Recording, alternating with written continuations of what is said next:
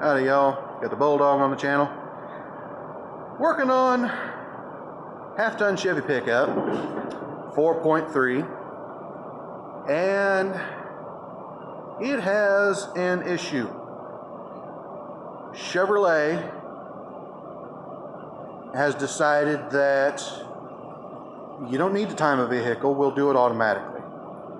Problem is, you can electronically change when this sparks, but you can't physically rotate it.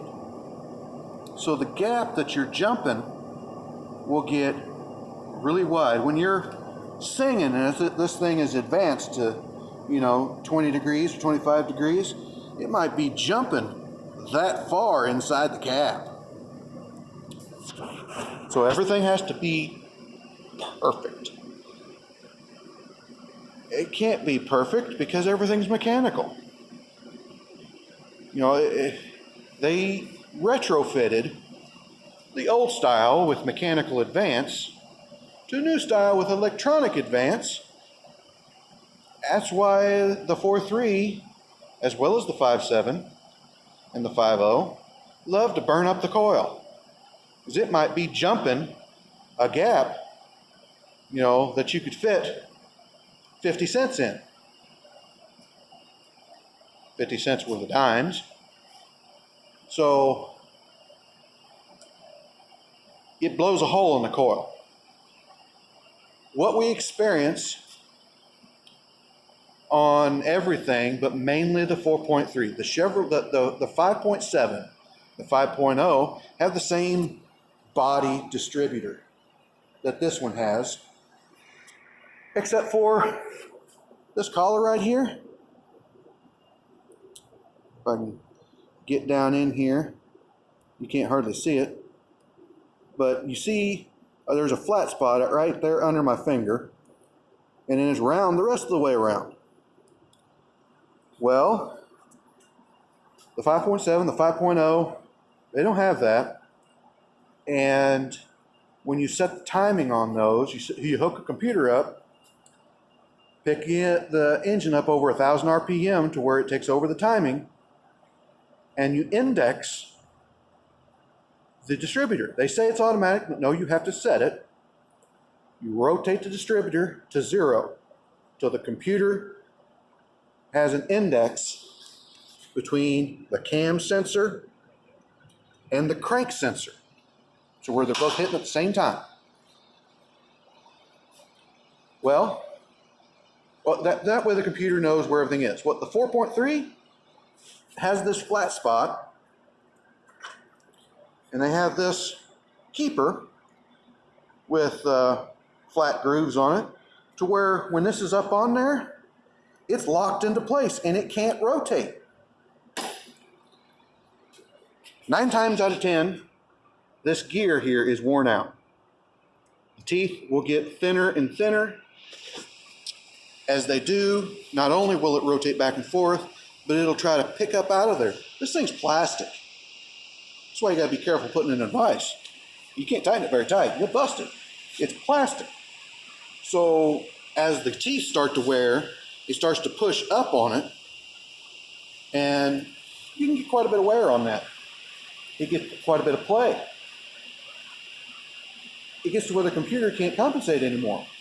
Not only that, it burns a hole in the coil because it's jumping too far a gap. The coil has to generate too much voltage to jump the gap. So instead, it's easier to jump out the side of the coil. This thing had 15,000 volts going into the cap. It had 2,000 volts coming out of it. That's how much voltage was being lost inside the cap. What we're doing now is we're going to adjust it with a grinder. I'm going to grind off this side. That is just so dark.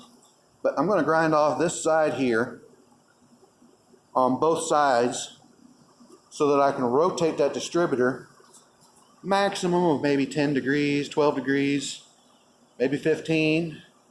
I'll probably put about 20 degrees of adjustment in it. so that mechanically it's on 0 to start with. Because like I say, you have wear here and you have wear in the timing chain. It still has the old style timing chain. Little short timing chain. For some reason they thought, well, it's better if you put 3 of them on it, and they're 18 feet long, every one of them with a little bitty pin sticking through it, so you know, a minute amount of wear on each link translates into a inch longer chain when you get done. But I'm just a dumb old poor country boy, I don't know nothing. Timing chain wears out a little bit, it stretches, it changes the mechanical timing of the motor. You have to compensate for that. The computer can't mechanically move anything, so you have to mechanically move it. Just a tip for these 4.3s, this is the only ones you have to do it to, but you take and you grind the edge a little bit here so that you can rotate the distributor counterclockwise to advance the timing. Right now it's running in, I think he said it was negative 13. So it's retarded the timing 13 degrees. Just take it up. Yeah, it needs a chain. It probably needs a distributor. It's not worn very bad though.